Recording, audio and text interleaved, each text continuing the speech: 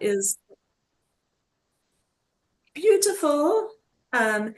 And so just for everybody to notice, and just as I'm learning more and more about meetings and virtual meetings and technology, is our Youth Development Oregon Juvenile Justice Committee meeting is a public meeting and will maintain it according to the records request. So hopefully everyone anticipates that they are at the Juvenile Justice Subcommittee of Youth Development Council. If that's not the meeting you think you are at, go ahead and stay on because we're a lot of fun.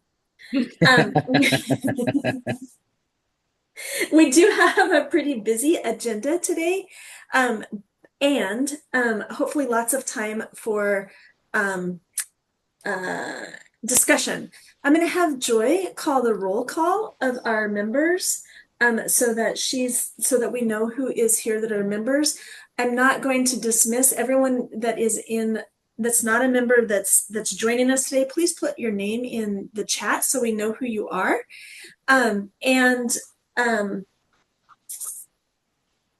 Yeah, let's start with that. So, and staff, please. So Molly Rogers, and I'm the chair of our subcommittee, and I am going to ask Joy to start. Thanks, Molly. Good morning, everyone. So I'm going to go through the roll call, and if you're here, you just let me know by saying present, or you can also raise your hands as well. First on the list, we have Zan Ojero, Sarah Collins. She did send an email that she might be here at noon. Next, we have Sam Coe,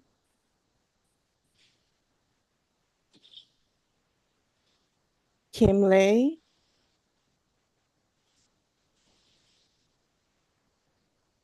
Andy Leonard,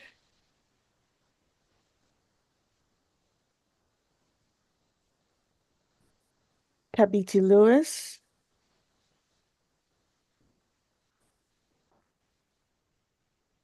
Deborah Martin,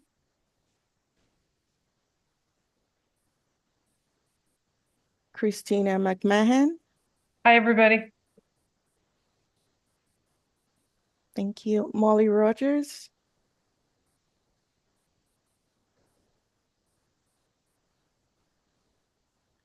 And I believe we have a new member, Nate, as well.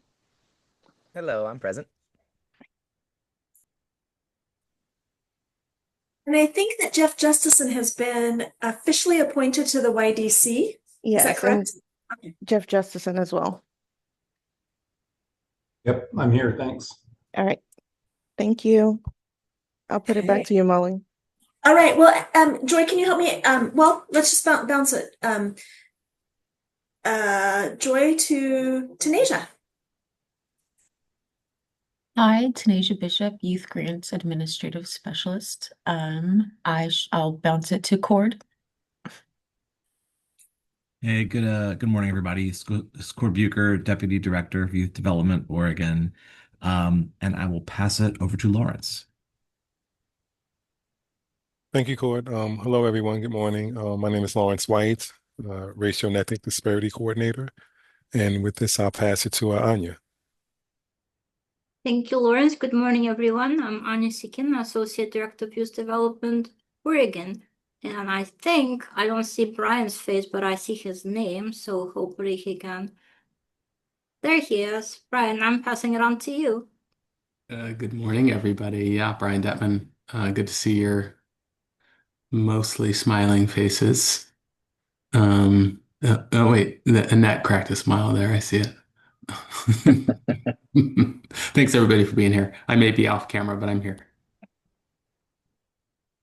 Perfect. And then we have two members that are kind of ad hoc members, but that have been absolutely critical and key for our juvenile detention guidelines. And so, Annette, would you introduce yourself, please? Yes, thank you. Annette Madrigo-to-me, co-chair, System of Care Advisory Council, representing family and youth impacted by the justice system. Thank you. And Nella. Hi, everyone. Nella Hogberg, and I am from the Oregon Judicial Department. Thanks for having me. All right, great. Great. Okay, so thank you all for being here today, and we are going to jump in for the juvenile detention guidelines. That's going to be our first agenda item today. What I'm hoping is that everybody on the committee received a copy of the most updated guidelines. Is that accurate?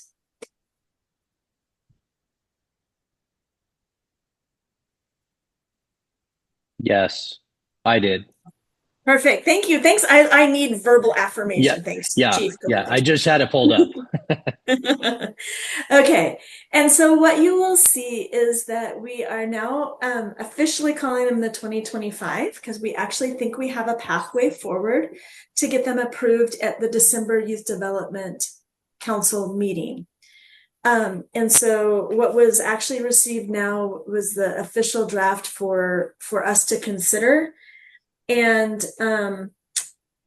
also then to ask permission of this group if we can now send them in their draft form to the counties that have detention facilities currently operating in them, to have them take a look and feedback and make sure that there are not any unintended words or language that conflict with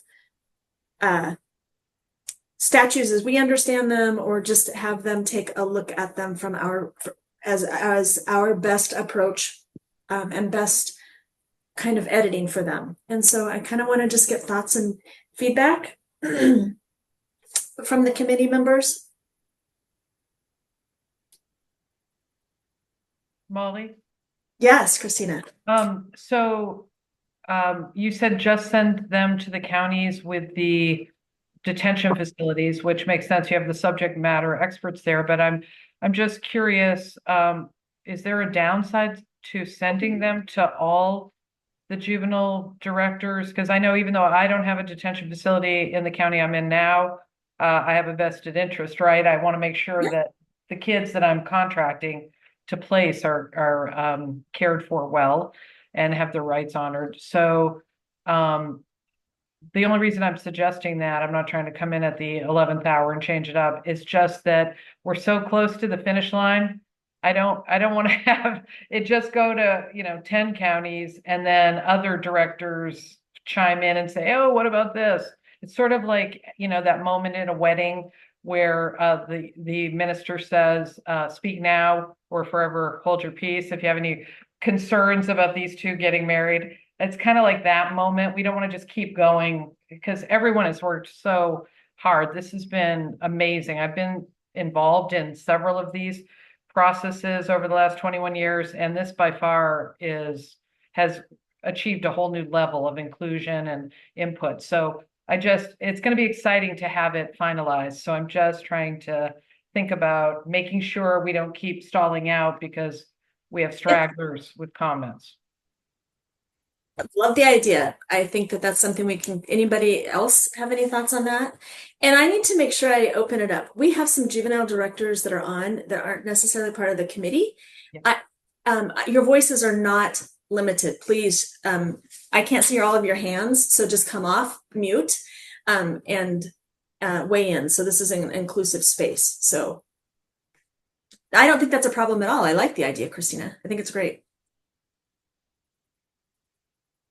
For committee members, let me give just a tiny bit of background. I think Christina's perspective is really important. So we have 11 juvenile detention facilities in the state of Oregon, but all 36 counties have the ability and responsibility for public safety and will potentially place youth in detention.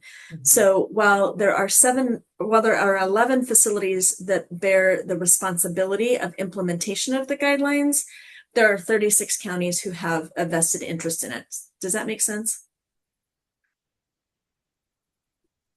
Yes, Anya. Oh, I just so that's easier for people maybe to follow. Do you think might be not bad idea to go through the guidelines, not page by page necessary, but like maybe to the table of contents? Let's start there. Table of contents, and also we have a page on all the currently functioning detention facilities. So as you make the introduction, the draft might be of help. Great. Jeff, go ahead.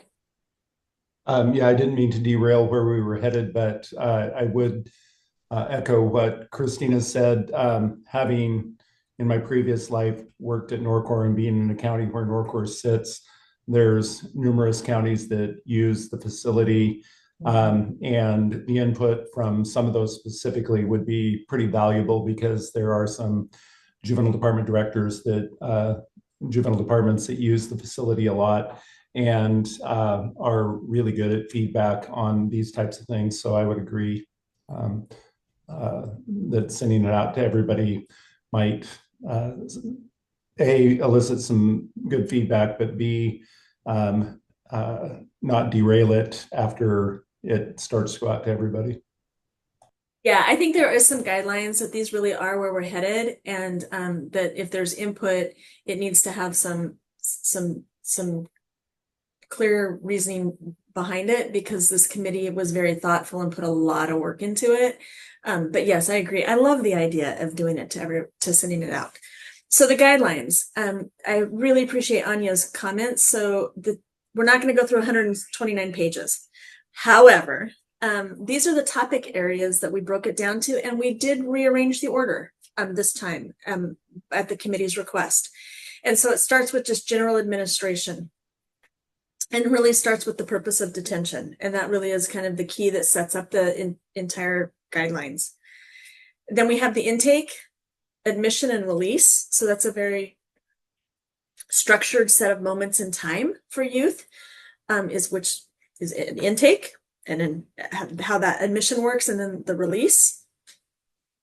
Section 3, stop me whenever you need to, by all means, if people want to raise their hand. Section 3 is around security and control. And this is one of the ones that we kind of moved around to kind of focus on the facility piece. And then we jump into really more of the interaction with the youth, which is the behavior management system, the youth rights, programs and services. And then we kind of flip back and finish out with some more building type or administrative type things, which is personnel, records and information systems, and then healthcare. Then we have the final two, which are food, again, very, very physical, are very building specific, food services and the physical plant. The healthcare one, I'm going to make the caveat, we did not bring in the 1115 waiver and the carceral coverage because that's not done. And it was not, we had originally started down that path pretty far. But when OHA, rightfully so, felt like we needed to delay that, we took that out. And that will either be an addendum when they do come out, or it will be in the next guideline edition in the future. It just didn't feel like it was fair to our facilities to put in a lot of administrative language around healthcare and billing and coverage when unfortunately it didn't happen. So anyway, questions, thoughts, others? I'm going to ask if we can take the screen share down and just kind of get from the committee members a thumbs up if we're ready to send this out to the directors for their thoughts. Perfect, perfect. Perfect. Okay, I think we have a direction forward. Anya, do you feel like we have a direction forward? I think we do. So after this meeting, Molly, would you do the honors of sending yes, the draft to the counties for review with a deadline to respond by the next Juvenile Justice Committee meeting, which is, I believe, is on August, help me somebody, the first Wednesday of a month would be what? I think that's the 26th. 26th. So maybe a week prior to that, or is that yes, too short of a 27. timeline? Yeah. Yeah. Thank you, Joy. No. So if it's 27, so sometime by maybe August 20th. Yep. So we can get this feedback, review it, and share with this group. Yes. Prior to the next meeting. Does that work for everyone? Oh my goodness, and I just want to say thank you so much for everyone who participated in this work thus far, and there will be more work to do, I'm so sure. But I also wanted to highlight Joy's contribution. She kept it on track. She kept notes of all the changes that were suggested, and it looks amazingly well put together. Joy, seriously, you're a great editor. Thanks, Anya. There's definitely talent here. Thank you. So Joy, thank you, Joy. I see you, Anne.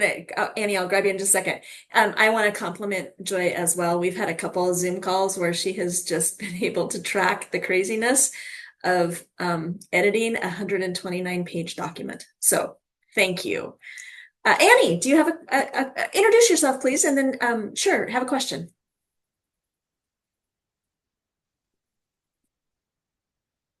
Oh, we can't hear you.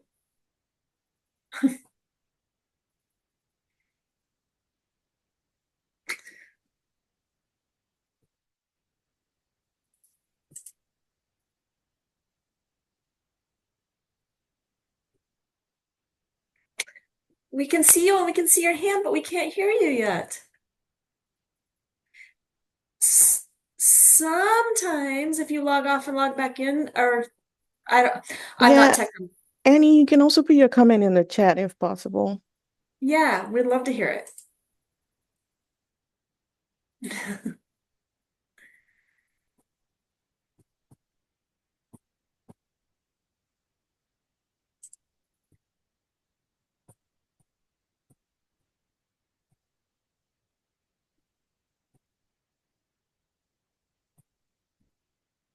Okay.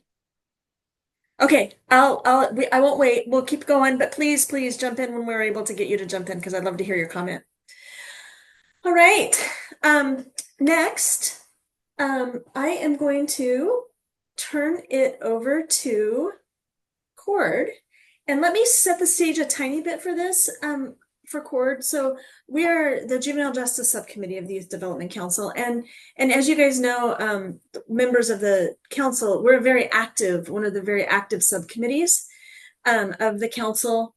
And however, I don't think very many of us were able to participate in a strategic planning process. We all had some different deadlines and different pieces. And so the Youth Development Oregon had a retreat and developed a strategic plan. And Cord is bringing that to us today to see if there's some alignment or some work we can do to really find ourselves in the strategic plan and the work that we're doing, because we represent a couple different things across. One is, well, the Youth Development Council is the actual state advisory group for the federal government and the federal CJJ. We do most of the work at our subcommittee level as the SAG. And we have, I represent this last year, I got the opportunity to represent Oregon and you all at CJJ, which I've been able to do a couple different times, which is it's a very honoring event to be able to do that for you all. But we don't really bring that back in as meaningful way as some of the other state SAGs do across the United States. And so really appreciate the opportunity to kind of find our voice in the strategic plan, because Youth Development Oregon manages lots of grants with the community investment dollars and some of the other funds that are out there right now that if you want to be a reviewer, they are accepting applications for reviewers, I think. As a plug-in for that. So this is a great opportunity for us to have a conversation with Cord around the strategic plan. Does that set you up well, Cord? Yes, that's perfect. Thank you, Molly. Hi, everyone on the committee. I'm Cord Bucher, Deputy Director for YDO, just for the record. I'm going to kind of pivot off of that last note. I've put the link in the chat for if you are interested in looking at some of the competitive grants. This page is actually, it's both resources for the evaluators, but if you scroll to the bottom, it does have a little bit of information about how to be an evaluator if you have the time and interest. I think we've we're just about finished with one of three application processes. But we are still taking evaluators because what inevitably happens is some folks can't finish them, or sometimes there's a conflict of interest and there's an application that needs another review because someone has had to opt out of reviewing it after they say, oh, I see this organization and I'm going to step away from this one, and we reassign those. So we actually have an emergency evaluator pool, and I know we still are eager to get folks in, and we're about to start the last RFA evaluations. We got over 200 applications. I think we've got somewhere in the vicinity of 50 something evaluators, but we could still use more, and it just helps to lighten the load. So that is a pitch from my colleagues over on the RFA team.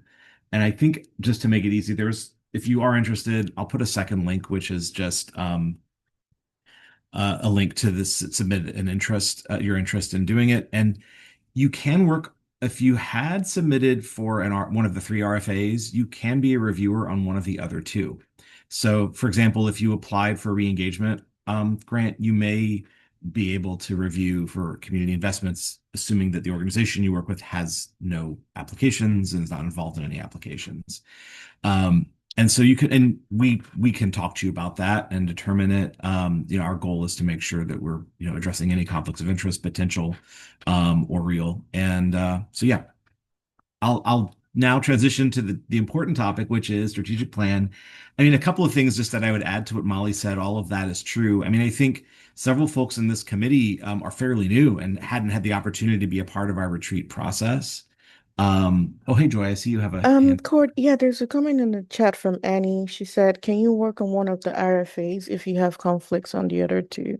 Oh, yes, you can. I mean, it depends on which one. Like, we're probably almost done with one. So it depends on if that was the one you were hoping to work on. But yeah, if you have conflicts, we can talk about if you have not applied in one or two of them that you might be able to review there. So yeah.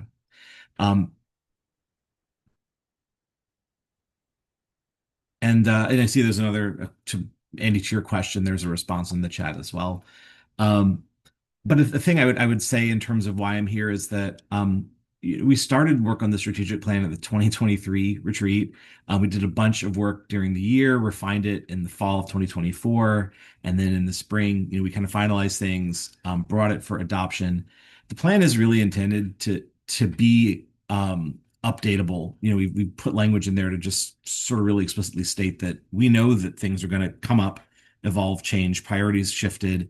The last time around, we wanted to be smart about how we allow for that. We don't want to add 50 new projects, but I know that during the last the full council meeting where we did adoption, I got the sense that there were things that we could improve, particularly in the strategy that's most focused on our juvenile justice work and the work of this committee.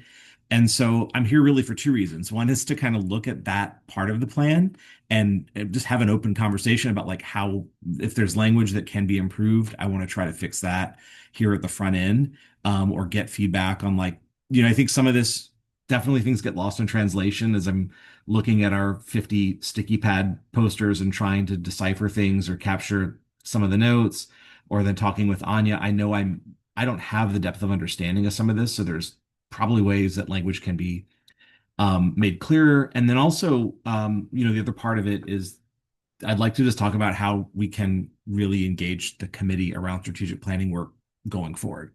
I have a very, very short slideshow that I'll throw up on the screen, just so that folks have a visual aid here. Let me see. Go. All right, so you should be able to see my slideshow now. All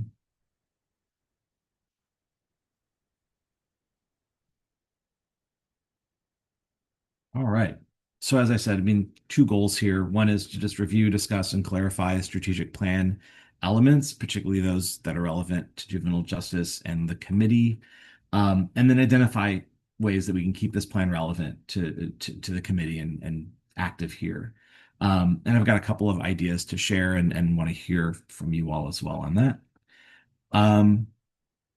So I'll throw links in the chat. If you want to go back and look at the plan, we have a page on the website, and the full plan is hosted there. I'll just I don't know. I'm probably doing too much to try to open a link in a slideshow that I'm looking at, so I'll do that in a second. Um, but the plan essentially has 8 core strategies. These are the 8, we call them bodies of work that the plan includes. Number 5 is the one that I think is the most relevant to everyone here. Elevating efforts to prevent youth violence and justice system involvement. There are probably things throughout the plan that I think could be of interest and importance to the committee, to committee members, either in your role in the committee or on the council, or in your work, in the community, or both. And certainly, I mean, I think one of the things that I'm happy to do is to continue working on this stuff. But I thought it was probably in the best use of time to look really at strategy 5 here and kind of look through that and get your feedback and input on what tweaks that could use to really make it more reflective of the actual work that you're doing and have coming up the next few years.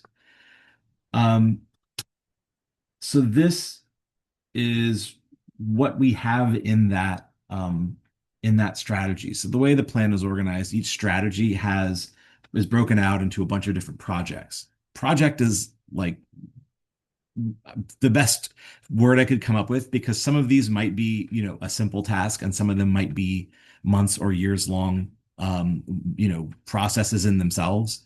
And so I know one of the things that I think is worth acknowledging is that, like, this is going to be pretty like a summary of stuff. But I think that if there are things that need correcting or clarifying, that's what I'd hope to do. I have another document that I'm going to have on my other screen that I'm going to make notes in as we kind of go through this stuff. There are some things that I think I've learned just through talking with Brian and Anya over the last month or so, but I wanted to just kind of like look at these particular projects and get the committee's feedback on what I've got here and how we could better phrase these things, what's missing, or what might make it a better description of the project. Any immediate sort of responses, thoughts, or questions from the committee?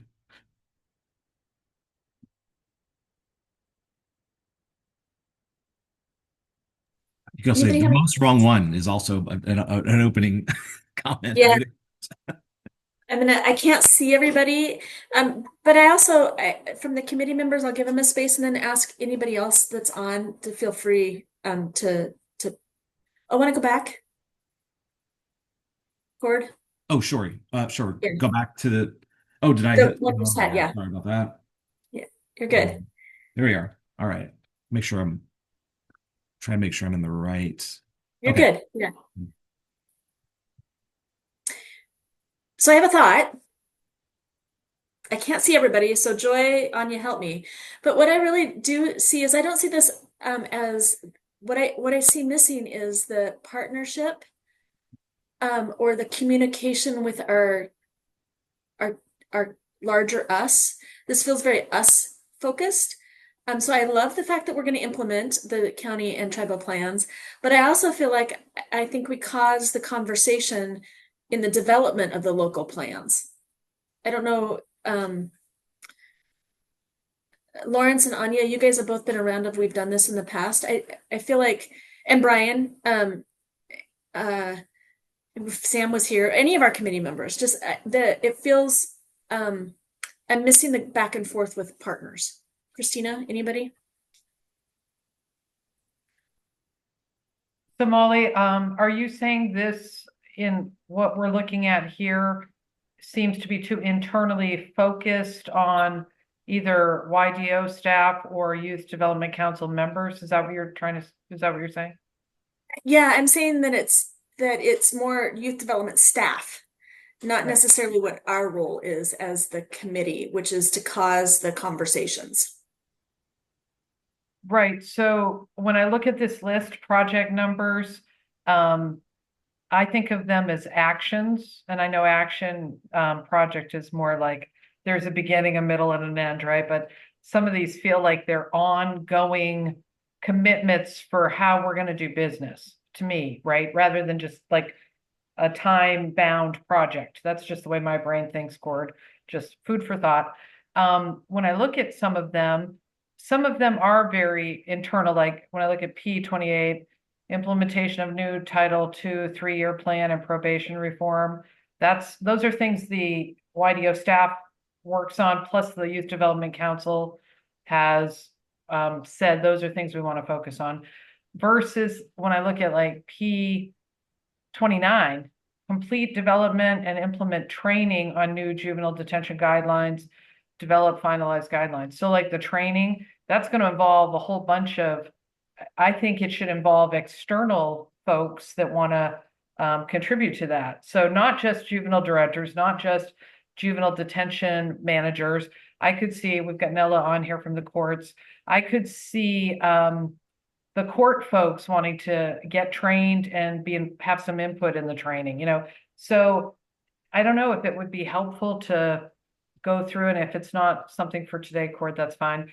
But identify the ones where we have to be very mindful and intentional of who do we need to have at the table to really be successful in completing in a quality way the projects you've got listed. And I think this project we just talked about, the detention guidelines revision process that's been going on for quite a while, is a great example of, wow, a lot of thought and energy went into who do we really need to have at the table. And it wasn't a lot of times in my career, I can think back of, we get to the end of something and then we say, oh, wow, we should have asked so-and-so or gotten their input. So anyway, that's kind of my reaction to when I look at this. I think it's a great list. Boy, it's a lot. And then the other thing I thought was, how much time do we have to get all this done? So that's what's rolling around in my head. Thanks for both of those comments I think are really helpful. I wonder if, something that I've chopped off for this slide, but in the plan there are, and I'm going to try to see if I can get over to it without messing up the slideshow here. But in the plan itself, it might pop up. So you can now see it on the screen. There are currently like some what we call recommended measures, which were kind of a first attempt at that. And I wonder if part of what would be good to do, particularly for, I think for all of these, is maybe identifying like something that could be a measured, particularly for like something that involves partners, like completing or implementing the detention guidelines, is a metric around like partner involvement. I don't really know exactly how we do that, but I wonder if in how we'd measure the successful implementation of some of these things, is there a way to say like, not just that we completed the thing, but that the thing was done involving this, involving every county or involving folks from X agencies or some combination of community partners that are critical to that project? Like, is that one way to sort of, not so much in the specific description of the project, but in how we measure it, to talk more about how partners are critical to the successful implementation? Would that get at it, Molly, in some way? I think it would. I think it would. I think that would start to get at it. Yeah, I think so. I don't want to take away from what the work of all of our partners do, because I guess I don't want to make it sound like we got to do it, but the partners really did. I'm going to ask Nate, maybe to take, and you can tell me no, Nate, by all means, that's an absolutely acceptable answer. But when you joined the Juvenile Justice Subcommittee, do you find yourself finding places in the projects that, how do you look at them? And Jeff Justice, and I'm going to ask you the same thing, and then I'm going to ask Chief Copeland, because you are newer members. Yeah, just to make sure I'm understanding the question. So like looking at the projects, like am I like as someone that's like part of like a community-based organization, like am I finding like resonance in terms of where I could like plug in and help support? Is that kind of what you're asking? Yes. Oh, sweet. So I would say so. I mean, at least, I mean, especially for myself working at Youth Air, I know Project 35 was one that I was just looking at, and I was thinking of like, okay, like what, like pragmatically, okay, we have this project, like what is this actually going to look like in practice? Because I've seen like some spaces where it's a little more decorative, and there's other ones where it's like a lot more like, okay, this specifically we're reaching out to this many young people across these many systems or things like that. So like.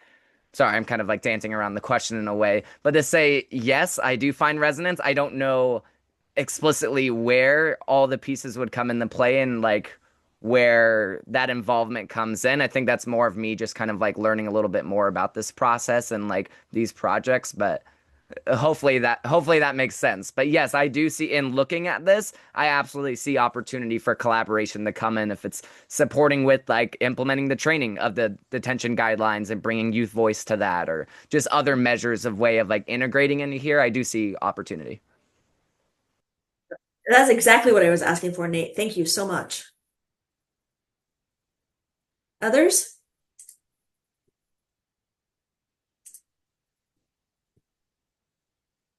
This is Copeland. I'm looking at, well, if I can put my glasses on, sorry. This is very small on my phone. But I'm looking at P30 and it says identify communities impacted by high levels of youth involved in gun violence and using publicity available data. And anyways, I just sat through a meeting last week with Chief Womack, Salem Police Chief, Nick Hunter, Jim Seymour, who's the director for Siebel, community business education leaders, and there's probably 25 other people in the room that were all child juvenile advocates, and looking at how to create safe neighborhoods for kids, and how to reduce the violence in youth, and how to once they get into the system, how to transition them out of the system safely and into an environment where they can succeed through mentorship and different things like that. So I would really like to like just really dive into that one. And also the gang prevention type grant type stuff is pretty exciting to me. I mean, we literally just had a gang fight where two people got stabbed and went to the hospital 2 nights ago. And so, I mean, these things are like right in my alley. And if I could just share like 3 things that they're really looking at prevention, reaching out to the youth at an early age, like catching on to these kids before, like when the first indicators hit, right? When you first start seeing that they're getting involved in gangs, like the youth prevention type stuff, and getting mentorship early on. So that was one thing. The second one, if you're a victim of gang violence, what ends up happening is there's an immediate retaliation between maybe not the victim, but the victim's friends, right? The victim's gang members, the victims, and reaching out to those folks and really latching onto them and interceding into that. And so getting to the hospital and really finding somebody that has real live lived experience to reach out to these folks. And the last one was for those who what does it say, to work with parole and probation, and really work with them on services to help the victims feel safe. And then also the last one that I brought up was parent education, is really working with the parents and educating them on how to identify whether their kid is getting into trouble, how it looks like if they're getting into gang violence, if they're getting into drugs, all this different stuff. So anyways, yeah, I would love to just dive into some of those things a little bit deeper. So I think I could help there, and I could collaborate with a bunch of people. So it'd be super fun. Okay. Thank you. Jeff. Yeah, just thinking through as a new member, it's I probably need just a little better understanding of what the committee's role is versus staff's role in the implementation of all these, because I'm thinking often I'm as guilty as anybody, or maybe even more so, about, yeah, let's move forward and look at this. And we have the meeting, and we kind of get excited, and then it's a lot of work, and most everybody here has other jobs that they're doing as well. So maybe for new members, or for myself especially, it's to maybe meet with, have a conversation with Cord or somebody offline, and getting a better feel for what's actual action things we have to do. I like the way you put it, Molly, that about causing some of these things to happen, but not necessarily doing those things. Because if you look at Project 29, there, the complete the development of and implement training on the new juvenile detention guidelines.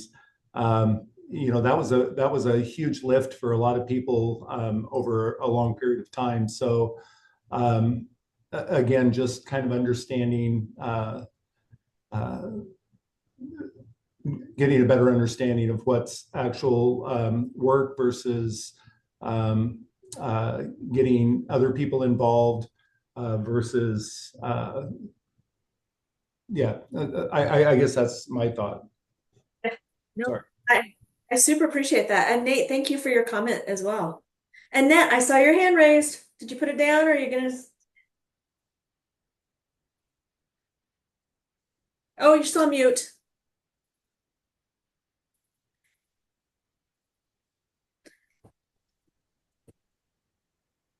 Hi, Cord. I remember you from back in the day at OIC. Yeah, hi. And I was gonna say, I was Hi. like, it's nice to see you in the new context. Yes, thank you. I'd be particularly interested in 33, because I think there's an opportunity there for some parent support as well. I continue to see most often is that while the youth is getting what they need through systems, the family is not. So then the youth goes back home, and it's just a vicious cycle. So I think there's an opportunity to do some work with the families before a youth transitions back into the home. Because many times the home has just as much, there's violence in the street, and there's also some conflict in the home. So I'd be particularly interested in P33 and the other ones as well.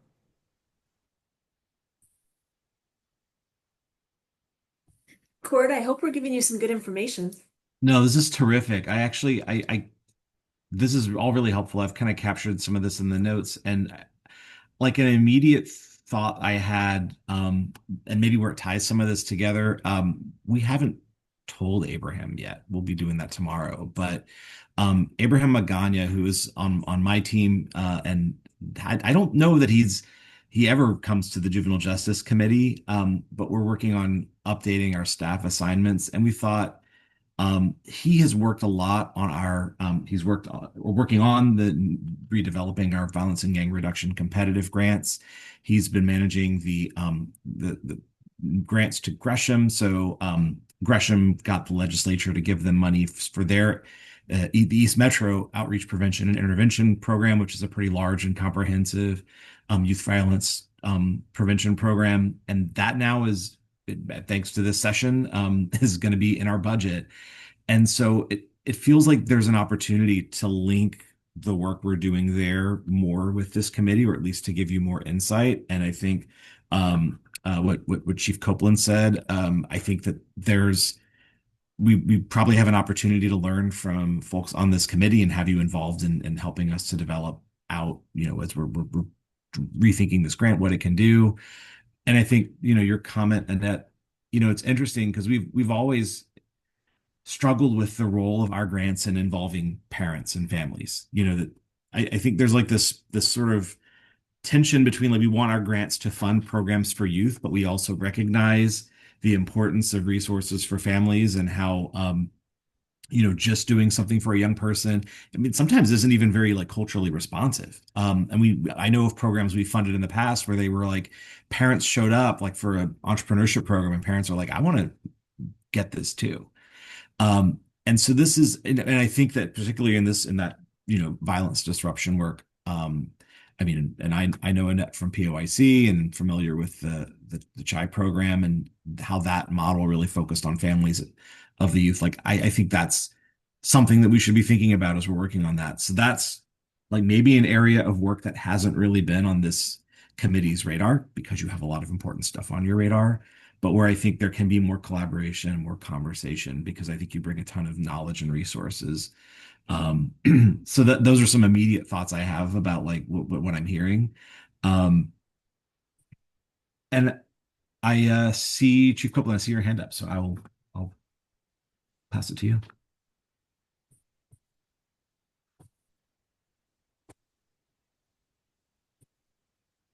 Chief, you are Okay, trying to turn my volume on. Okay, sorry.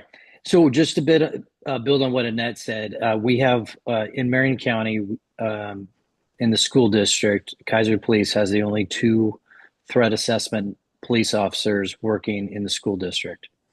And the biggest issue that they said, to build on what Annette said, was the transition from juvenile department back into the home.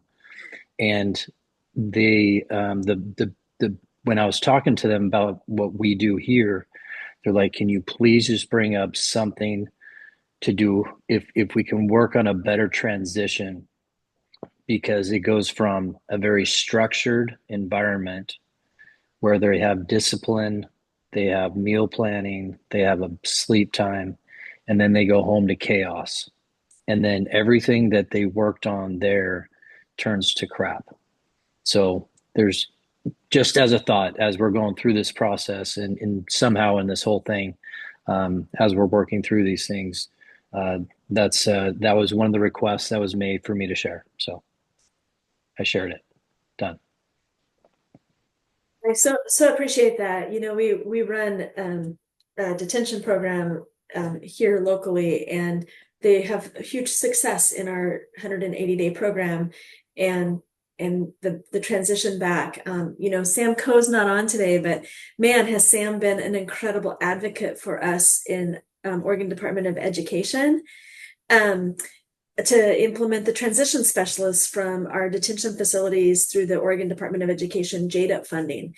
And, so that was it was a policy piece, and it took several years for us to get it done. But it was definitely a policy piece that then transitioned into a funding piece. So thank you for all of that. Nate, great comments. I love that you're using chat. We're able to capture that, and wraparound services definitely are, peer support. Those things continue to bring those to the table. That's amazing. And maybe if we can find that kind of role in here, I think we need to, and again, Cord's able to capture the chat. I think the partnering with our community partners that operate those kind of services and programs. There is one on here that I'm a little interested in. And I'm going to probably have to have Anya or Christina lift it for me. And what our role is, not saying that it's a good role or bad role, just create and implement the OJDDA training curriculum development to train incoming juvenile department staff. Anya, you want to help me with that one?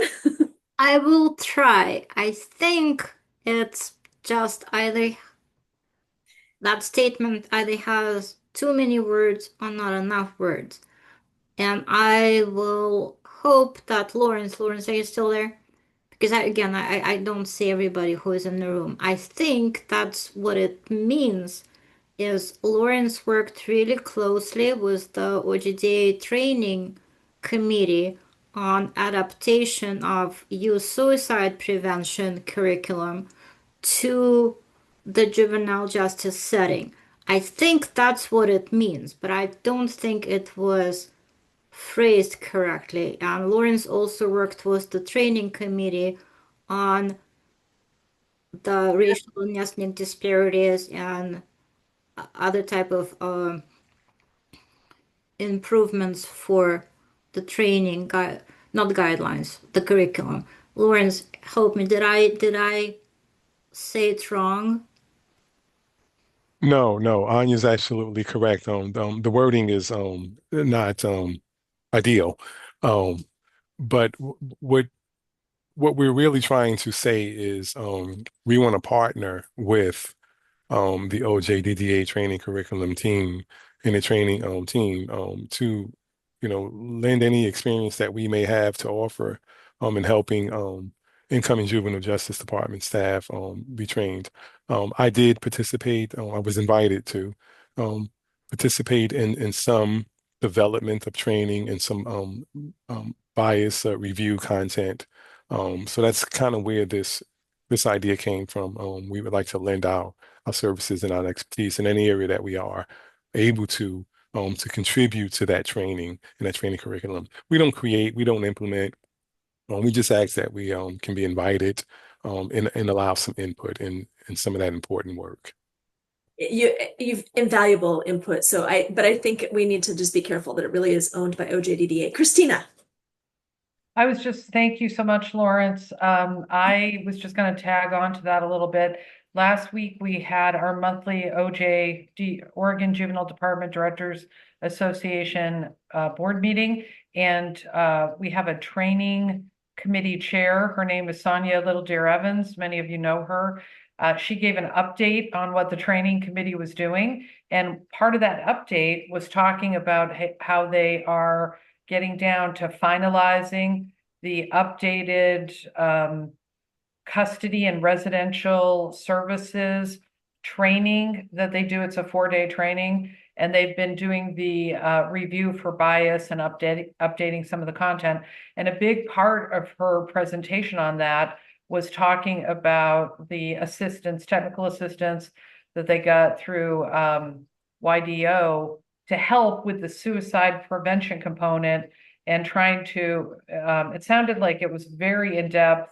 I was very excited when I heard about it. Molly, you were there, because this is information that is so critical and in my opinion, a really needed and positive addition to this 4-day training that OJDDA is going to be offering to folks who work in custody and residential settings. So my suggestion is, so it's clearly tied to that work, just wording it as, partnering with the OJDDA training committee to, assist in implementing that curriculum. And it's always going to be something the spirit of that committee is they're always trying to improve what they're doing. They've just done are in the process of finalizing a major reset, but I don't see it as, oh, now we're done, because we're always learning new things. So does that kind of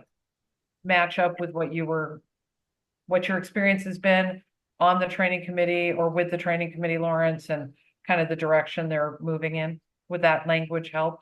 Oh, absolutely, yes. And again, now we're invited partners. We just want to lend assistance where we are welcomed to do so. Yeah, but I know it's been really appreciated having your involvement, and your contributions have really, really made a big difference. And I know my conversations with Sonia, she's been very happy about the direction it's moving in. So anyway, that's all I wanted to say. Thank you. Yeah. No, super appreciate all of the input. And I actually think that we as YDO, actually approved some funding to help us along the line. And so that definitely that was last year, but there's been definite support for that. So I just really appreciate all of the dedication, but I do think we don't own it. Any other comments?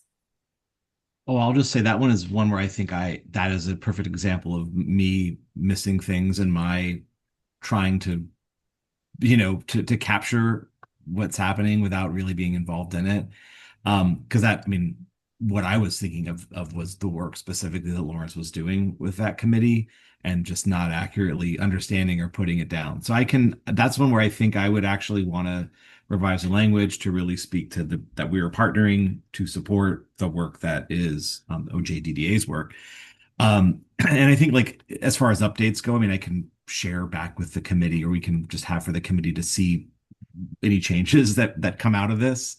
And that's one that I'm happy to correct, because that should reflect what it really looks like. So thanks. We're not shirking flowers by any means, Cord. Keep going. Now I've hijacked this slide. Keep on going. Oh, but I mean, this is exactly what I was hoping to do. I don't know how much time we have. My only concern is with your agenda. So I think you have about 5 more minutes, maybe 10.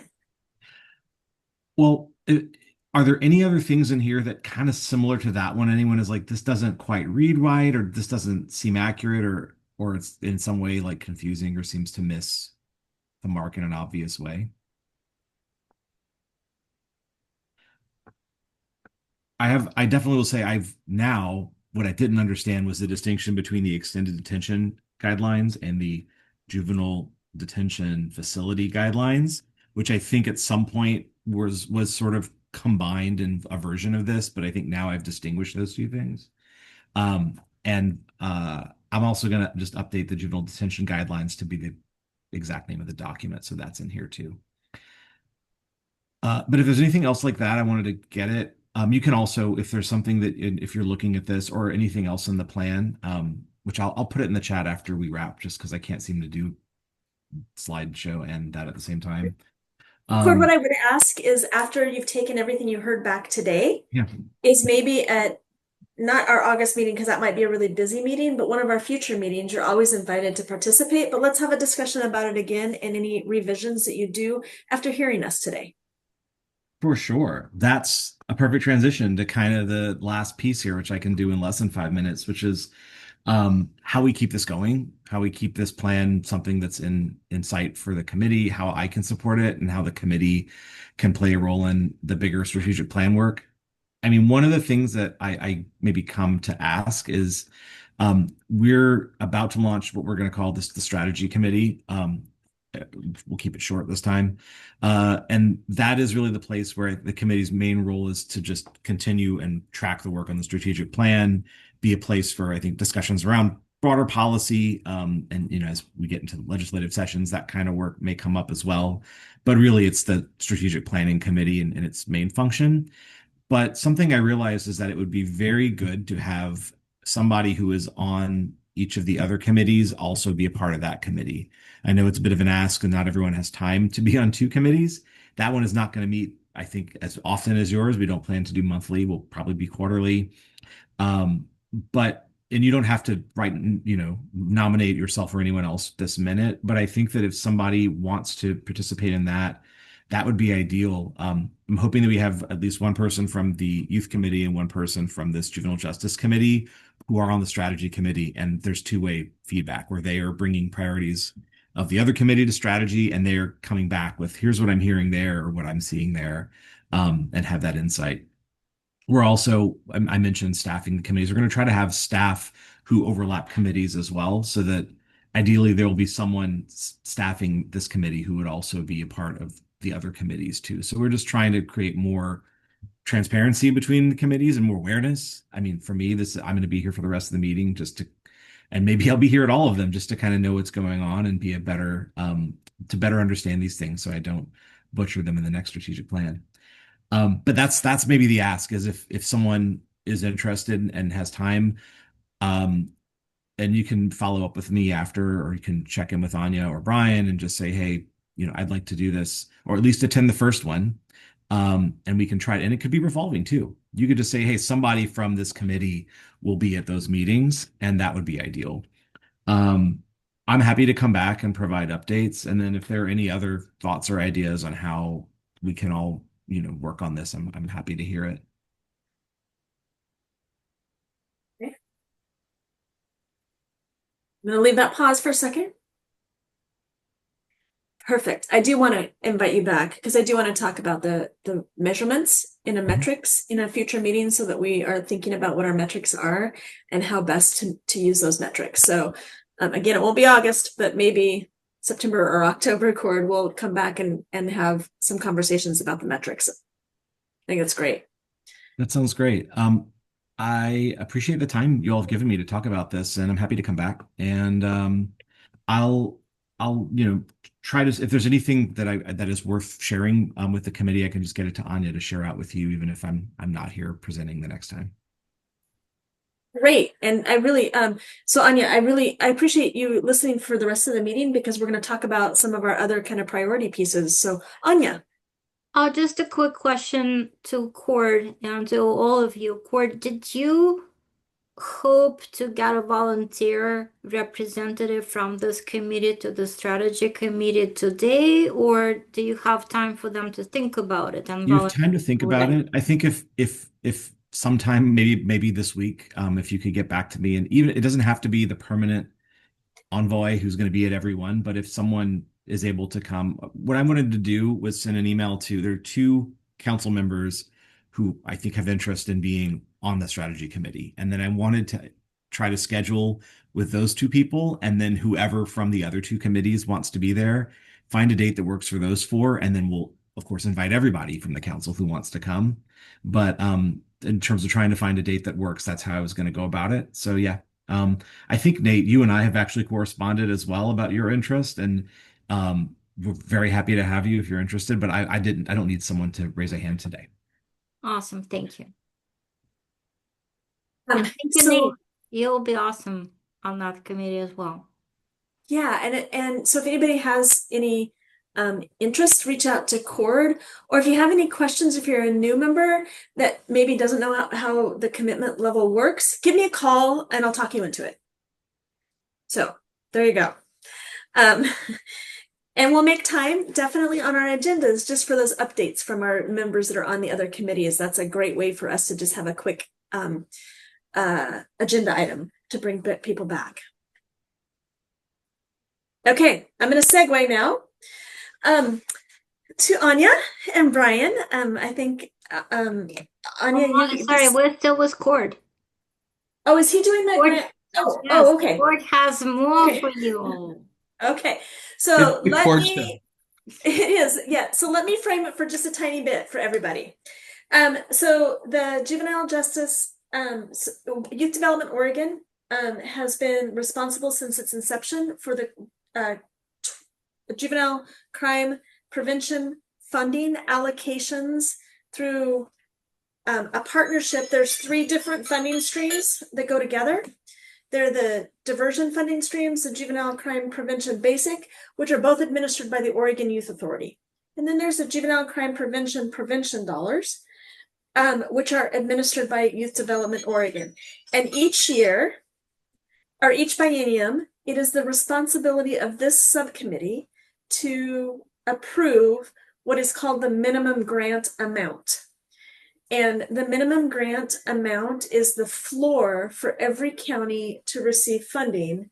And then it grows from there based on youth population. Now I can turn it over to Cord. I didn't realize I was also presenting for this part. So I'm less prepared, but I do have all the documents. So that's, I guess, what counts. So Joy, you've got, thank you, Joy. Yes, I see you're ready to go. So we've got a PDF here, and this is something we've normally shared out with everyone. That is the JCP allocations for the 25-27 biennium. It looks like it's probably very hard to read on everyone's screen. I'm having to do some adjusting for my own.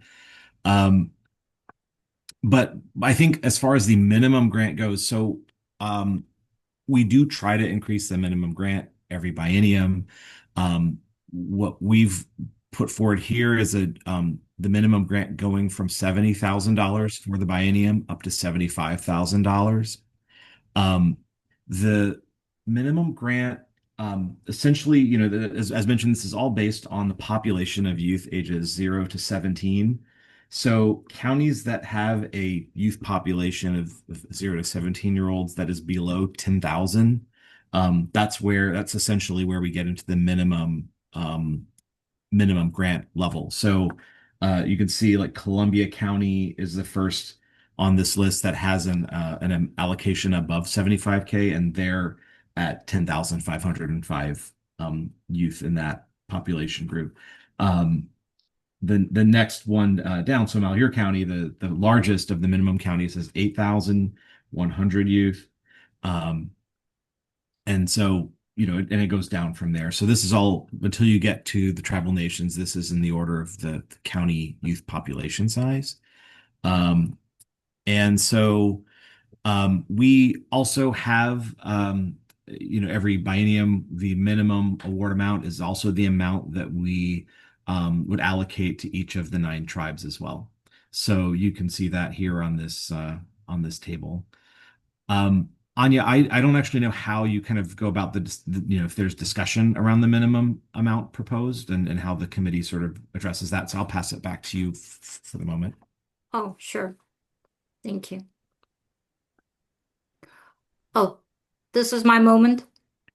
This is the moment you pass it back to me. Oh, I can talk more if you want. I mean, I No, can just no. What I mean is just like buy you some time. If this is the moment. So by statute, the committee, the Youth Development Council, acting at the recommendation of the Juvenile Justice Committee, is to establish the minimum grant allocation, which, as court described, the minimum grant allocation is the amount that will be distributed to, I think there are 18 or 19 counties with the population under 10,000 and the 9 federally recognized tribes of Oregon. We do not have tribal population data because in recognition of tribal sovereignty. So, and as you can also see in courts, the allocation distribution, everybody gets an increase. The increase will be in a different percentage rate based on population because population changes. Some counties lost populations, others gained. I think just one gained, right, Court? Compared to A couple did, but I think that Malheur County actually grew the most of any county in this, or sorry, excuse me, Sherman did. Sherman. You have smaller youth population, a 10% jump might mean in this case 33 youth, but yeah, only a few counties had increases in population. And sorry, this is 2023 population estimates from Portland State. And I'll just note that what we use for this is the same numbers that OIA uses for the diversion and basic service grants. Although I don't believe they do minimum grants the way that we do, but we use the same population data to start with. Correct.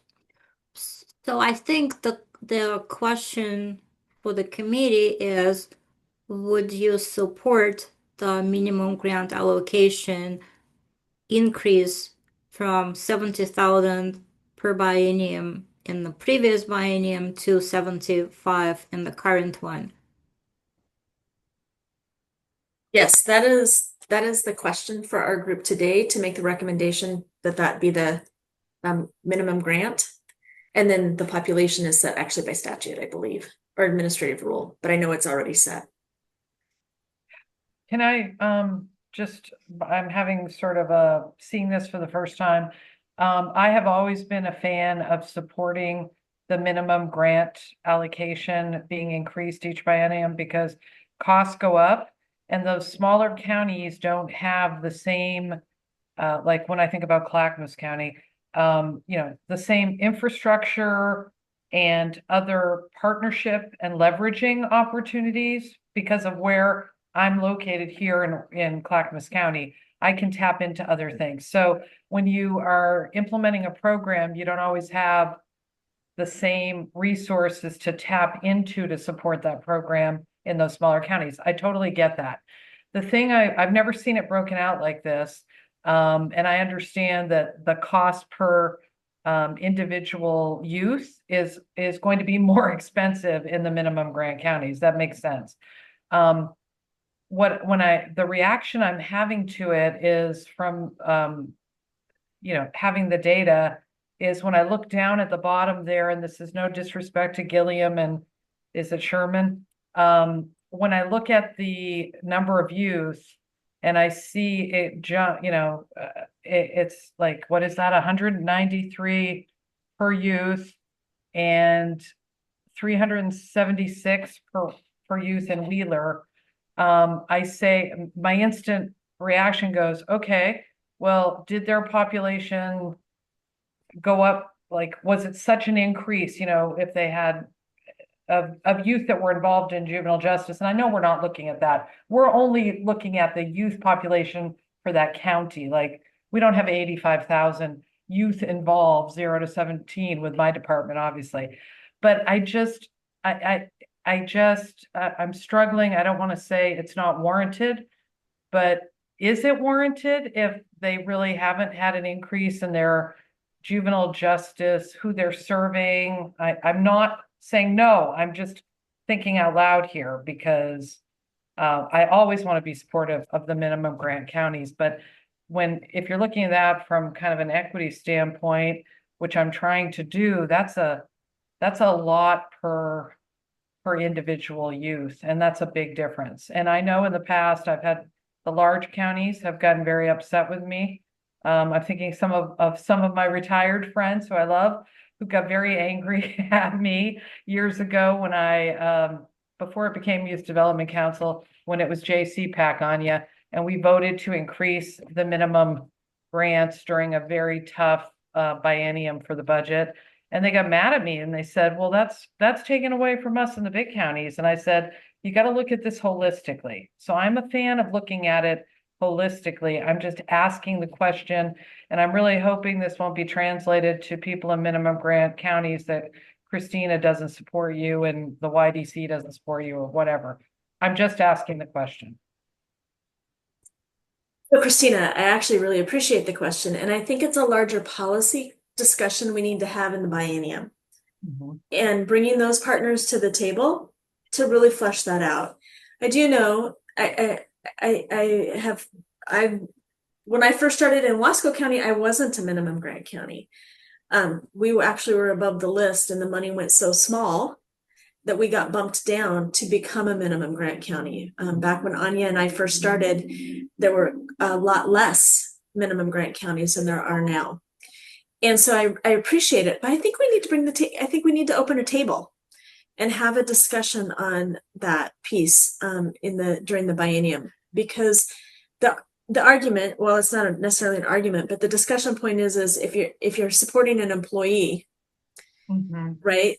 The employee cost in Gillum, Sherman, Wheeler counties are the same. They're not nearly the same as, there's an equity pay piece there, but it's the same if you have 199 youth or if you have 2,000 youth, right? There's that piece there because it's a full-time employee and the employment costs are the same.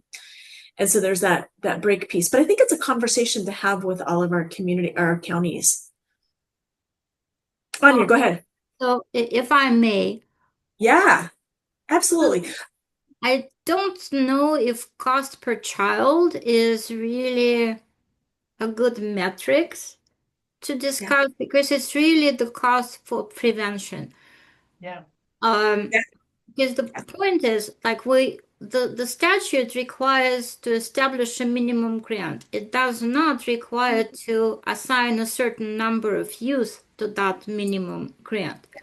That was our decision as a council and JCPAC prior to this council to establish a minimum grant based on population just under 10,000 children. Again, this is live children. These are not juvenile justice involved children. These are the children that could potentially be touched by juvenile justice, but the idea that these monies go to the efforts to prevent these kids from getting even close to the juvenile justice system. In some instances they do, but then it's a different type of programming that is chosen. So the reality is even 75,000, although it's an increase, it's still 32,500 per year. It will either pay. So, and again, even Wheeler County has 199 kids, and I don't know if you could move, like, what's the number in Multnomah County? Go to the top, that would be great. So I would argue that not all 136,000 youth will have behavior Yeah. That would get assessed on JCP screen as close to committing a juvenile, delinquent act. So it's really, the population is not that relevant for counties and tribes with population, was a minimum grant, like basically under 10,000. So if we want to make that change and this, like, what is minimum grant, what kind of level of thing, that would probably be needing to happen in the future. Yeah. And will require some policy change, but as of right now, our policy for council is under 10,000 minimum grant, regardless if you have 10 children there or 9,985. And you have to Yes. have a cutoff. You have to have some demarcation point. So I don't think I think it's a bigger discussion. I view my role as I'm not a member representing OJDDA. I was appointed separately, but obviously my peers that I work closely with are juvenile directors. I raised that question because I anticipate that some people could, like they have in the past, bring that up. I am in support. $5,000, $2,500 a year in the times that we're living in with the increased costs and the uncertainty of other funding, to me doesn't seem unreasonable, because you're talking about sustaining a program. But I do think we need to, moving forward, have a conversation about it, like you said, Anya, from a policy standpoint. So I'm not poo-pooing the $75,000 level. I'm just doing my due diligence and raising the question. No, I appreciate the policy discussion. I mean, that's what we're here for. We should be asking the questions. Brian. Thanks, Molly. Thanks, everyone. Molly, you actually just said, I think, in a phrase probably that I was going to spend, like, I don't know, at least 7 minutes on. Like, the policy question is really valuable, that you all can weigh in on what makes sense. And I'll maybe ask one question, and this is either for Cord or Anya.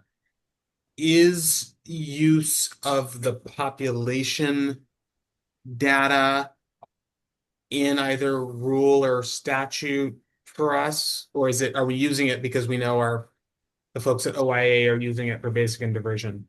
It's in statute. It's a population-based formula with a set allocation for minimum grant, which needs to be approved by the council. Council does not need to approve individual allocations beyond the minimum. I Great, have the great. statute up That's and awesome. I just wanted to, sorry, Jeff, that was the answer. I think you all talking about that at a future point, because I have been asked by counties too about the basis. So sorry, Jeff, go. No, I think that was Cord. Yeah, it was. Sorry, Cord. And I think sorry, that was Cord. So the other part of the history of it that's just important is that it originally started out at $20 million, which is different than what it currently is. And that was in 1999. That was the dedicated funding then. Obviously, the funding allocation now is not a cost of living or current service level increase from the 20 million originally. It was decreased significantly during multiple special sessions. So, okay, so I do need a vote, a motion or a vote on this or further discussion. So, Molly, are you asking for a motion related to minimum grants or this whole JCP? No, just minimum grants. Okay, I make a motion to approve the minimum grants for $75,000 for the counties that qualify as minimum grant counties.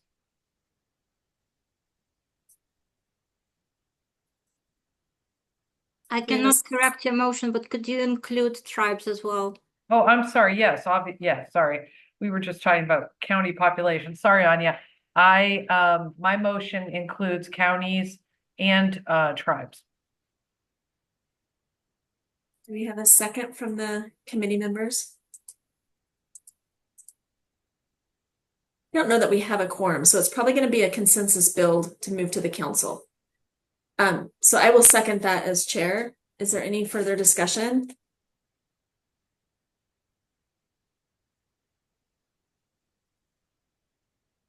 And since I don't think we have quorum, I am going to ask if anybody opposes it or doesn't support it, so we can at least capture that and have further discussion.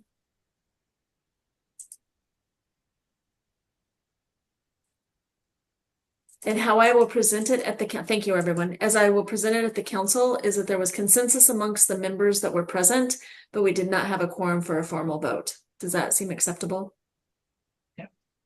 Okay.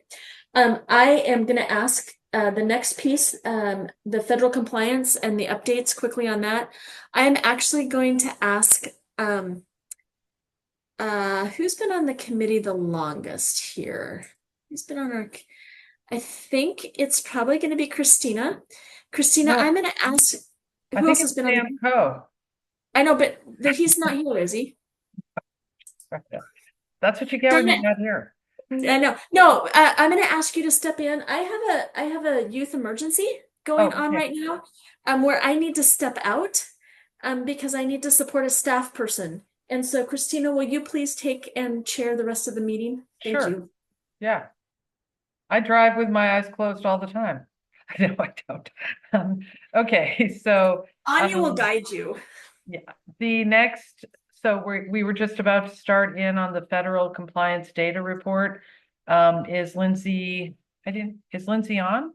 No, Christine, I didn't know that you will assume the chairwomanship, so I did not give you a warning, but I did let Molly know earlier that unfortunately Lindsay is not feeling well, so she will not be presenting at this meeting, but she will do her report in August. At the next one, I will just give you a very quick update that this data that we collect from law enforcement agencies, from detention facilities, from Oregon Youth Authority, from just any place in the state that can hold children.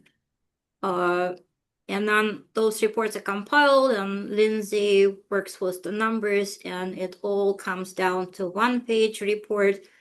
And then the Office of Juvenile Justice and Delinquency Prevention staff look at the data we provide and see whether we fit within the limits of whether we cross the line with allowable number of violations or not. So based on the data that Lindsay has collected, we do not anticipate any violations number rising to the point of the state being out of compliance. So this is what I can tell you. So there's no reason for us to be alerted at this point, but we will see what the determination will be. And for those of you new to the committee, every year the compliance with the federal law data must be collected and reported, and that's part of our eligibility for the federal Title II funding. Now, Lawrence will share his update. Fortunately, he's here. Lawrence, you're so important. But usually it's a three-part. There is a compliance data on the three core protection of the act. It's racial and ethnic disparity data that Lauren collects, and he will share this information with you. But there is also an actual application for the funding part, which is usually should have been done by now. But the solicitation has not been released yet. And at the next meeting in August, I will share with you some information I just recently gathered from my counterparts from other states. There might be some significant changes to the language in the solicitation based on recent executive orders and so forth. So we don't know what it will look like, but hopefully by August we will know. And then we will have this conversation. Also, since I have the floor, but I'll be very quick. I don't know how I ended up having the floor because Lindsay is sick, but sorry about that. But the act, the Juvenile Justice and Delinquency Prevention Act, is up for reauthorization. There's a bill, and the bill offers provides for some changes to the act. So by August, I'll have more information on it, so we can have a discussion on what it might mean to us. Because there is still an opportunity, if there is something like glaring in the new language of the bill, there is still some legislative action or advocacy that can be taken, at least through our Oregon delegation. So that's all I have. Sorry to keep you in suspense. I don't know a lot, certainly not enough to have an informed discussion, but it's coming. But that's what it's leading for. So we'll see what we will know in August. Okay, well, thank you for that, Anya. Just a quick question. I know Lindsay does the compliance monitoring, and you, as you just said, you report that every year, but is she actually responsible for going to every police, all of those different places you named every year? Because I thought it was like every 2 years. Well, it's actually the reporting period is 12 months. However, the inspection period is 3 years for secure law enforcement facilities. So, for instance, Chief Copeland will know, Lizzie comes and visits him once in a while. But it needs to be 100% of secure facilities, because not every police department has a secure space. Right. That has to be 100% in a period of 3 years. Okay. So we're kind of like 2/3 in, because this is the second year, the third one. But no, we have 197 law enforcement facilities in the state. Wow. So not everyone is secure. And she does do like spot checking occasionally on those who report. It's self-reporting. So if a law enforcement facility reports to Lindsay that they're non-secure, we take their word. However, they're still subject to spot check. So if she's in the area looking at secure facilities, she might pay a visit to the one that self-reported to be non-secure, and in 90% of cases it's still be the same. But anyway, so that's quite I don't want to talk for Lindsay, but I'm sure she will be happy to share her work with you at the meeting in August. No, that's great. Thank you. So I guess we'll go ahead and move on to you, Lawrence, for the racial and ethnic disparities data and reduction plan update. Well, thank you. I have a brief slide show that Joe is going to pull up.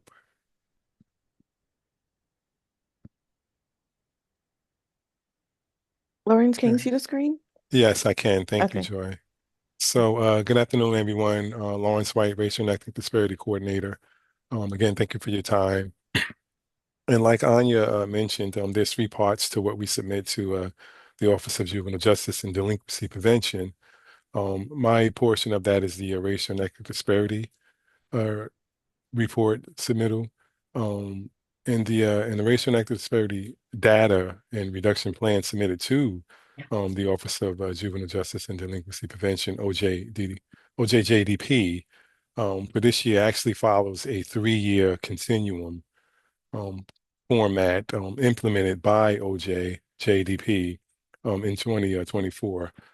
So basically, there's year 1, year 2, year 3. Year 1 last year of this continuum kind of involved the introduction of an action plan, which consisted of baseline RED data, an explanation of success, goal reduction, and reasonability of those goals and that reduction. Any assistance needed by OJDDP, as well as safeguards for the community, as well as what are we doing to equip youth to live crime-free lives. Next slide, please. So the plan was submitted last year. The actual action plan was submitted last year. And a copy of the plan was distributed to JCC members, as well as the Oregon Juvenile Detention Directors Association. The plan currently lives on the YDO website, and it can be found in the Prevention and Justice tab under the Racial and Ethnic Disparities section. Next slide, please. So we're currently in year 2 of that 3-year format.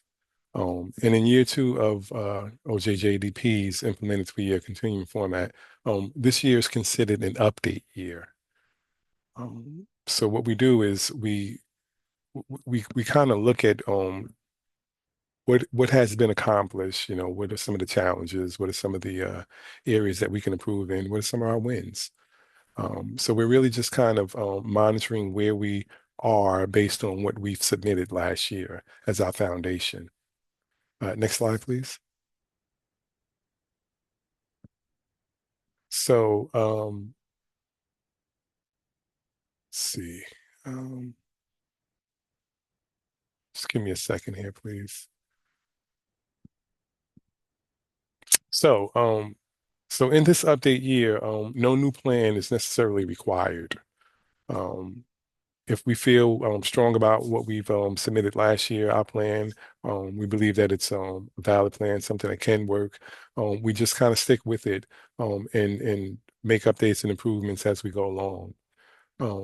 So based on that, we look at an outcome-based evaluation and we do an analysis of new data. And of course, it is required and we perform this. Next slide, please. So this slide is the comparison slide to year 1's data baseline. And on this slide, if you notice, it's data from key juvenile justice decision points. And if you look on the left, that set of data, it's from fiscal year 2024 Oregon Juvenile Justice Statistics. The right side is the fiscal year 2023 Juvenile Justice Statistics. It's important to note that Oregon does not arrest youth, but youth are instead referred to the juvenile justice system. So referral is used as a proxy for arrest. This information and explanation basically has been included into the submitted report to explain that to OJDDA. This graph only accommodates their language, basically conforms to their understanding of that particular decision point. However, the submitted plan does break down all of these comparisons at their respective decision points and provides an in-depth analysis of our wins, as well as our challenges, that we're faced with at these decision points. Next slide, please. So what we have here, again, is the data comparison from the previous slide, was used to create an outcome-based evaluation. So these 6 questions that you notice on the left-hand side are used to develop a narrative report. Here are questions mentioned earlier, I believe it's slide 2, designed to assist in fulfilling the requirements and determining progress, towards reductions in racial and ethnic disparities. The actual report submitted can be provided by Joy and distributed to the Juvenile Justice Committee members, which you all are part of, as well as to the Oregon Juvenile Detention Directors Association members. These questions are basically provided to OJJDP in narrative form. The report is about, it can be the initial reduction plan. It's about 37 pages. And again, it lives on our website, and as well as copies have been distributed to this committee as well as OJDDA as well. But if you want to read that report, please go to our website, Prevention and Justice, look under the Racial and Ethnic Disparities tab, and you'll find it there. And so, again, this is an update that we submit this year because of the 3-year continuum that OJ OJDDP has implemented. So we answer these questions. We answer these 6 questions, what are your new numbers? You know, and although the disparities still exist at the referral arrest decision point for all youth of color, African American youth experienced a decrease in the overall referrals to the juvenile justice system. It's also important to note that this improvement occurred even with a rise in the population for most youth of color in Oregon. Additionally, the use of diversion has risen roughly 20% across all populations. So, although we don't control how we receive youth, what we're doing with that youth population as they enter the door is just a success. It's a win. We're diverting more youth away from the system, preventing them to go further in penetration in the system, which causes more harm in their lives. And the next question would be, did you meet your goals? And in part we did. We did some good things. There was a decrease in the number of African American Black youth being referred to the system. There was an increase in the number of youth participation in the diversion decision point. There was definite reduction in disparities at the secure confinement points. So we've done some things. We have some wins, but we still have some challenges too. We want to continue to focus efforts on re-engagement and reentry services, and design guidelines and provide technical assistance to local jurisdiction, basically on what racial and ethnic disparity reduction could look like and how we can succeed in that.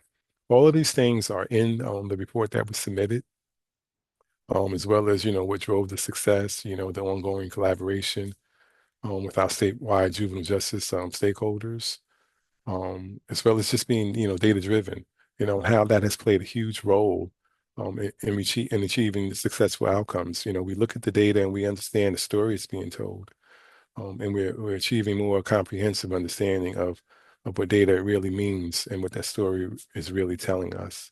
So in addition to that, staff are directly engaged in advisory capacity in the following statewide initiatives, the juvenile crime prevention, the African American Black Student Success Advisory Group. We're all participating in these collaborative statewide initiatives and committees, re-engagement and workforce development advisory group, all of these things that we're actually, boots on the ground and being a part of to help reduce the racial and ethnic disparities that exist in our system.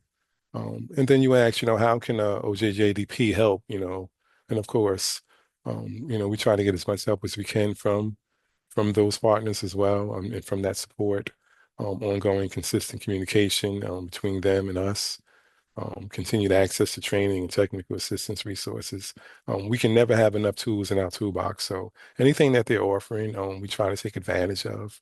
And we also, want clear guidance and technical assistance in key areas, to strengthen our efforts in reducing racial and ethnic disparities. That means, what do you really want from us? What are you looking for? How can we accomplish the things that you are asking us to do? And are you willing to, come alongside of us and support us in that?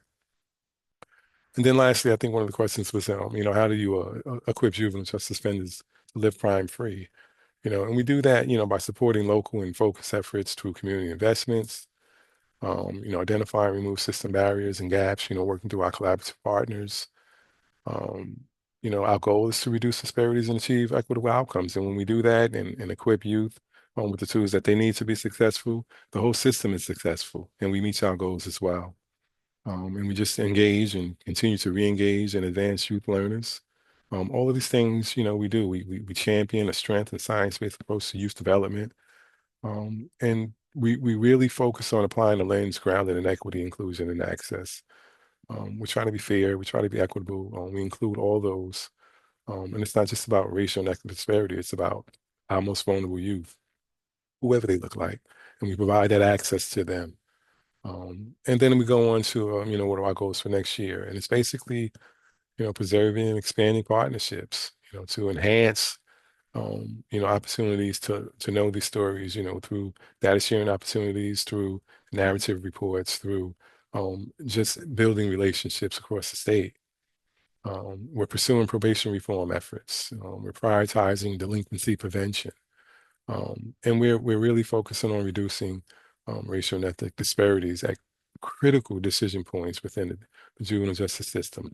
I mentioned that there was a decrease in referrals for one group of youth, but I think it's important to know that even though not every group experienced that, every group did experience once they came into the door, could we divert them away from the system? And there was an increase in that. That shows that we are paying attention to trying to divert and steer youth away from a system that can cause some harm as they, mature into adulthood. So all of this is in the report. Again, this report will be sent out to the committee members as well as the juvenile directors within the state. This is an update to the actual plan from year one. We're in year two. And the actual plan, again, can be found on our website under Prevention Justice, Racial and Ethnic Disparities. Next slide, please. So thank you for your time. If you have any questions, please ask away, or you can just contact me through email, phone call, or any other method. Does anyone have any questions for Lawrence? Looking for hands up. I don't see any. Thank you, Lawrence. Appreciate that report update on what's coming. The only question that I have is, when approximately do you think that the full report will be going out to the YDC members and the juvenile directors? We can do that today. Okay, I didn't know if there was any little final touches you needed to do, or No. you're good. Yeah. Okay, yeah, no, I'm anxious to see it, and I think it's great to get it out there for folks to review, when you can. But Absolutely. appreciate the update. All right. Anyone else have anything before we move on? No? All right. Well, it looks like listed on the agenda are two upcoming conferences. One is the one that's coming up the soonest is the the Oregon Juvenile Department Directors Association Annual Conference, which is going to be held, it says September 15th and 16th. It actually starts on Sunday evening, September 14th, with a networking opportunity. It's being held in Eugene at the Graduate Hotel. But the actual content of the conference is on Monday, September 15th, and Tuesday, September 16th. So thank you for putting the website link on there on our agenda so that people can find it and get more information if they're interested in going. I am not on the conference planning committee this year, but I do sign all the speaker contracts and still have a role in it. So if anyone has any questions, if I can attempt to answer them, if anyone wants any additional information now. Anyone? May I add a couple of things? Is that okay? Oh yeah, go right ahead, Anya. So you may recall maybe 2 meetings prior to this one, we received a request from the Oregon Juvenile Department Directors Association Planning Committee for the conference to support the conference through technical assistance. And the group agreed to provide support, so we will be supporting the conference. Let me rephrase it. Provide technical assistance in support of the conference for one of the keynote speakers. I think it's the second one, Dr. Chris Pineda. Oh, yes. Right. Yes. So we will be using some of the, I think the request was for $4,000, and the committee honored that request. So we have some role that we as a entity play in the conference. And another thing, if council members are interested in attending this event, which I always found to be very informative and very instructive about it's great education for those who have been working in juvenile justice, criminal justice, and those who are just beginning to understand what it might look like. So as a council member, you would be supported by our federal funds specifically dedicated for state advisory groups training and technical assistance to attend. So look at the conference agenda, look at your calendars, and if you're interested in participating, please contact Melissa Gallardo, who is the council administrator, to express your interest. Great. Melissa couldn't be here today because, so selfish, but she's on vacation. I know, like summer vacation, seriously, what a timing. But anyway, but Melissa would handle these things. Great. And we have one more conference there, right? Right. And I just wanted to say, as far as that, the OJDDA conference goes, and I'll say it for you, Anya, and glad to see that you're here, Nella, because it applies to you. After the conference ends on the 16th, which is the Tuesday, it ends around 3:15, and we have a short business meeting of our association, and that is from 3:30 to 5 is when we're going to reserve time for our partners such as YDO and the Juvenile Delinquency Improvement Program. Nella, hopefully you can be there. So I'll be in touch with you. That will be the last agenda that I will be setting as president of the OJDDA. I'm in charge of Tuesday, and then the new president takes over on Wednesday. So I'll be in touch with you to get that coordinated. So anyway, be thinking. We don't have a lot of time. We're hoping we will also have by then a new OYA director, which we don't have any word on that as of yet. So we have a lot we have to pack in that hour and a half, but just wanted to give you a heads up. So, okay. The other conference is the CJJ's annual Racial and Ethnic Disparities Conference. So did you want to talk about that, Anya or Lawrence, or both of you? I think I will start, and if Lawrence has additional comments, please join me. So the conference, usually Coalition for Juvenile Justice, which we're members of, typically hosts two conferences. One is traditionally in May or June, and that's where they offer an opportunity, they call it a Hill Day, for state advisory group members to visit congressional delegations for the state and so forth. And then there's a main conference events and a lot of business meeting. And the second conference has been traditionally dedicated to racial and ethnic disparities, and prior to that to disproportionate minority contact. The name change happened with the change in the law. This is the first time that I see the name change from Racial and Ethnic Disparities Conference to Youth Justice in Action Conference. Yeah. So the reason that is being shared is because October is a Youth Justice Month, which is a national thing, and so they changed the name. If there are any other reasons for the change of name, I'm not gonna make any, guesses here, but the agenda will be specific to racial and ethnic disparities in juvenile justice system, and it's still there. It's still about that.